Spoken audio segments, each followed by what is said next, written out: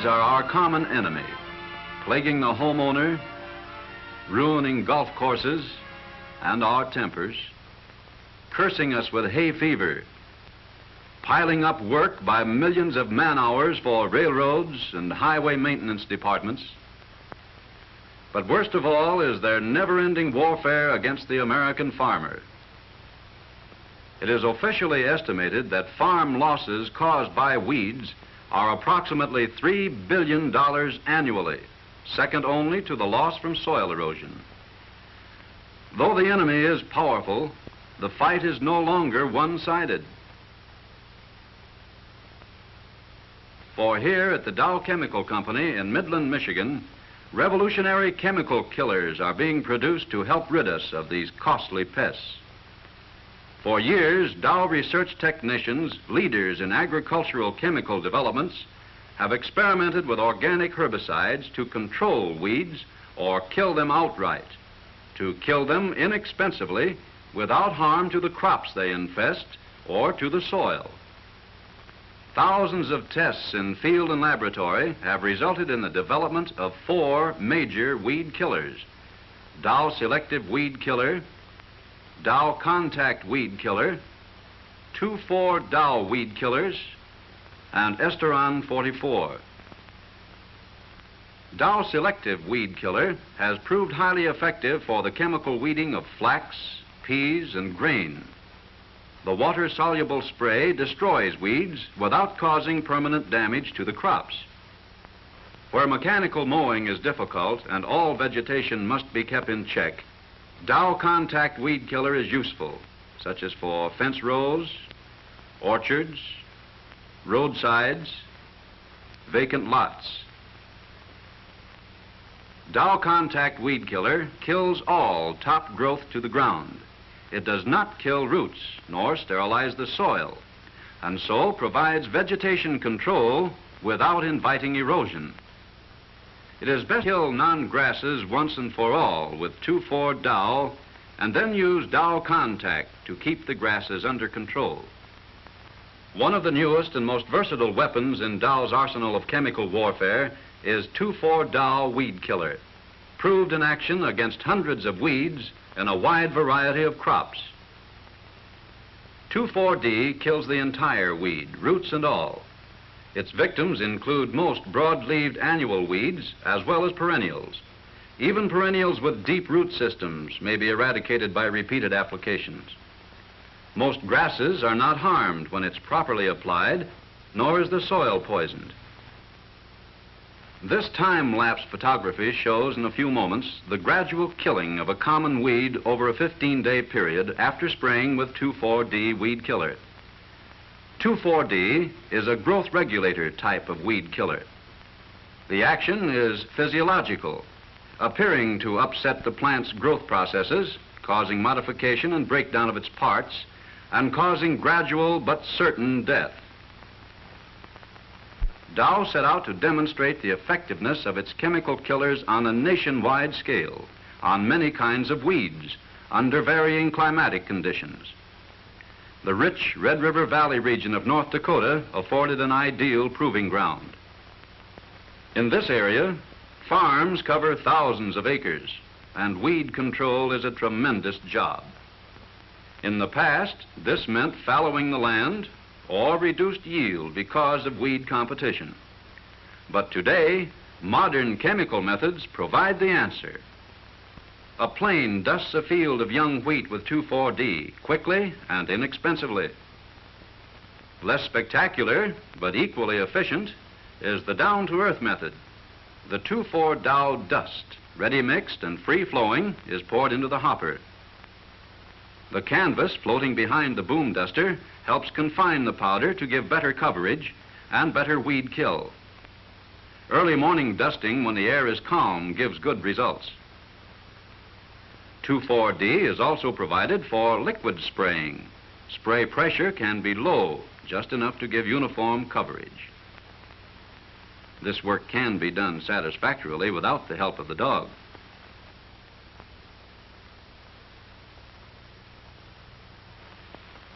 The plot at the left is shown 10 days after treatment. That at the right was untreated. Treatment stopped the growth of the weeds. The breakdown of weeds is gradual. In 2 to 4 weeks, the destruction of many weeds is complete. Left to itself, mustard can choke the life out of a growing wheat crop. These pictures, taken a month after treatment, give dramatic proof of 2,4-D's ability to control this weed. Note the sharp dividing lines between treated and untreated test areas. The wheat plant at right is from a treated area, the smaller one at left from an untreated one. Annual wild buckwheat, shown here, weighs down grain by its twining growth. It often causes considerable loss in yield and makes harvesting difficult. Here is an unsprayed plant. Treatment with a special 2,4-D dust results in stunted plants like these. Stunting of weed growth is often as effective as outright killing. This is sow thistle growing in wheat, a young plant and one about ready to bloom. In this plant, the growing point is killed after treatment with 2,4-D. This field of healthy wheat shows what can be accomplished through the proper application of 2,4-Dow weed killer. Dow Selective Weed Killer has proven very effective for selective spraying of pea fields. Spraying should be done on bright, warm days when the foliage is dry. It's best to avoid spraying when excessively hot or immediately after a prolonged rainy or cloudy period. The peas at the left of the scene have been treated and are almost free of weeds. Weeds are flourishing in the adjoining strip.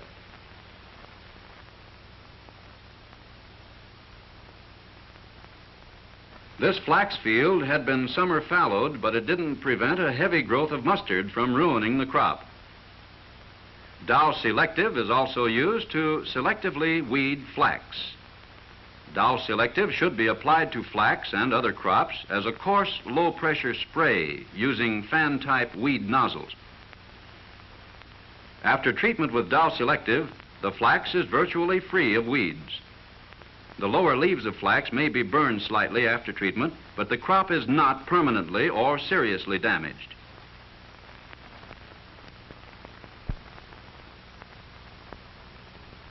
In California, killing weeds in the water-covered rice paddies had always been the toughest production problem, and the arrowhead lily, one of the most troublesome weed pests.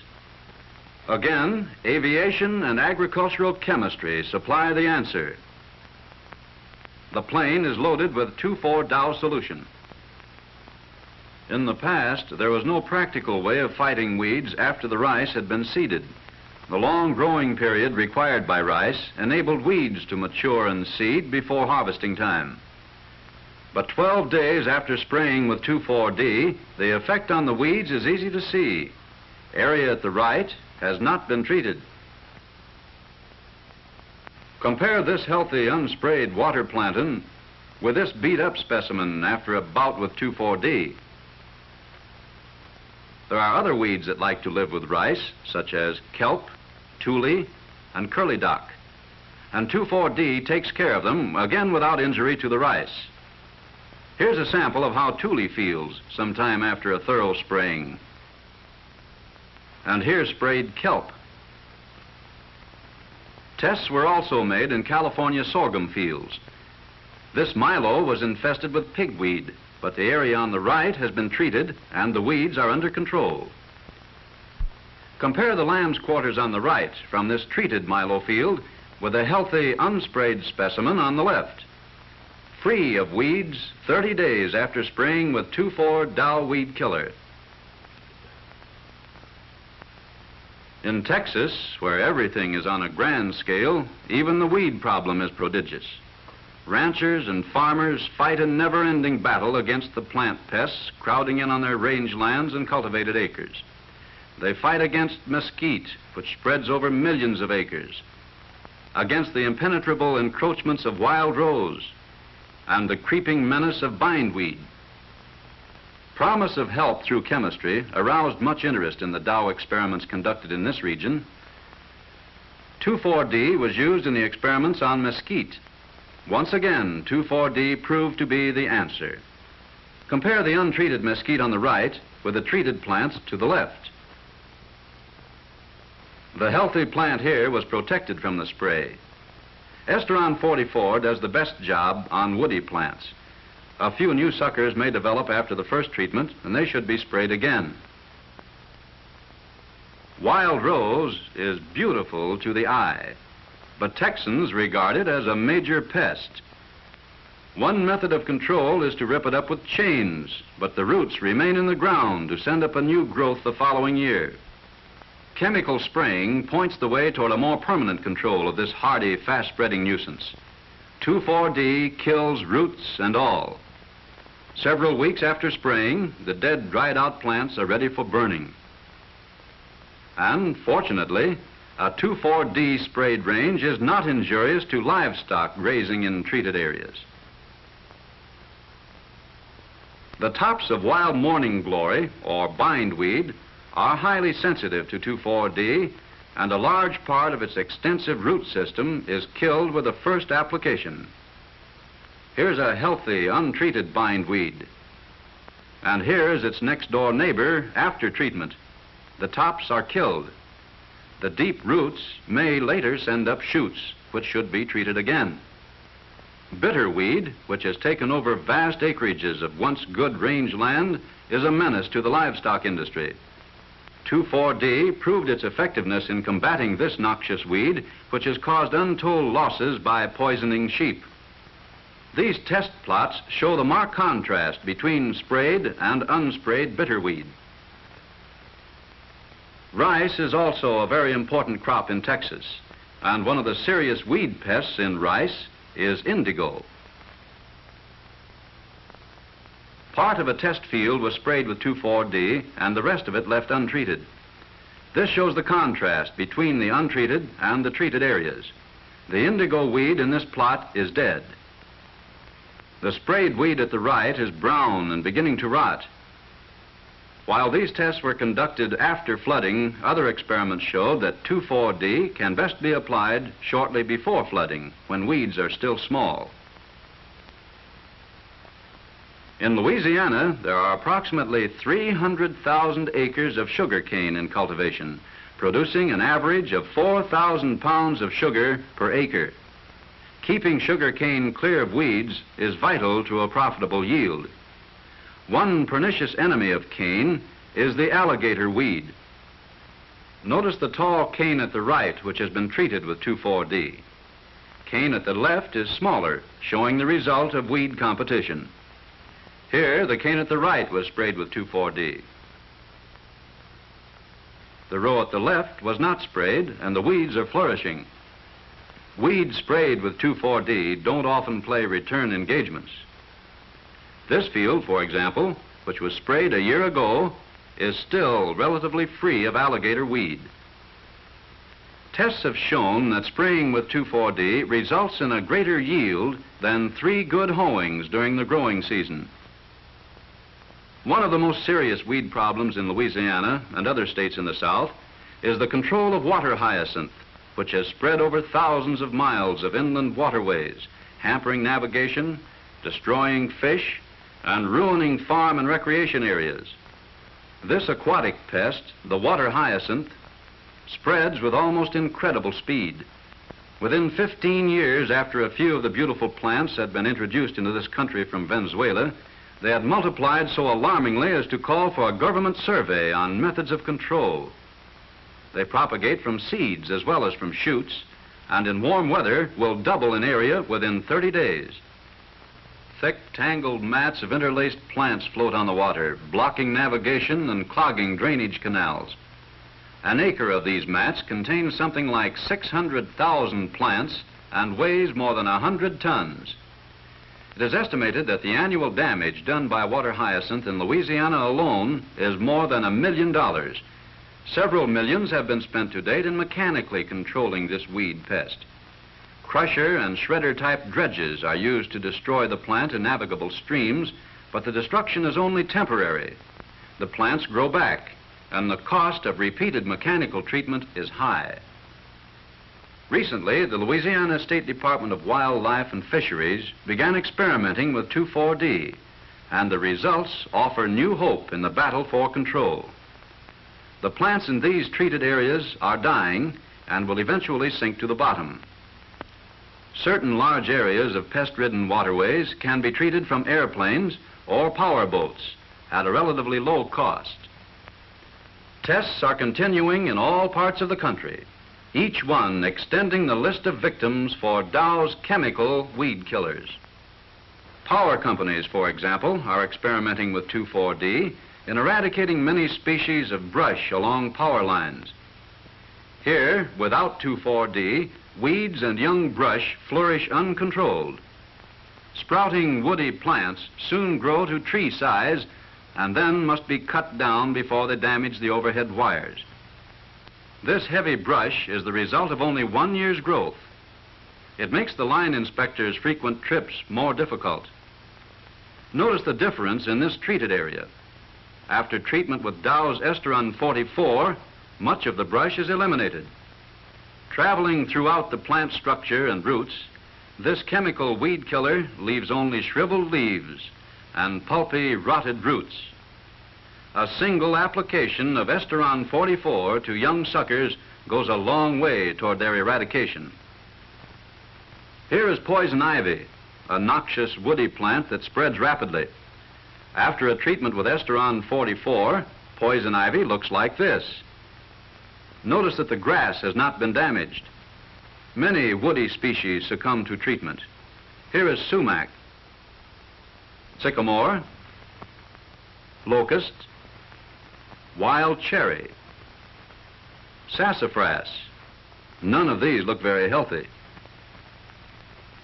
If the brush has reached considerable height, it is best to first cut the plants down, but it need be done only once, not every year or two, as has been necessary in the past. Spraying the stumps is a promising method of application to kill the root system. If shoots appear later, they should be sprayed during their early growth period for complete eradication of the woody plants. Weeds have long been a problem on our nation's fine golf courses. After 2 years' usage, greenskeepers report excellent results with 2,4-Dow weed killer in clearing weeds from golf links and thereby improving the turf on fairways. Dandelions, one of the biggest nuisances to golfers and greenskeepers alike, are killed roots and all without harm to the turf. Dandelion, buckhorn, and plantain cannot resist 2,4-D. 10 days after treatment, most plants will be past any hope of recovery. This fair golfer is playing on a course that has not been treated. When her ball rolls into a clover growth, it's very hard to see. Her temper can be ruffled, and her game is delayed while the ball hides in the clover blossoms. This young lady is more fortunate. Just before blossom time, the greenskeeper sprayed with 2,4-D. Although the clover was not eradicated, blossoming was stopped, and her ball shows up clearly against the green turf.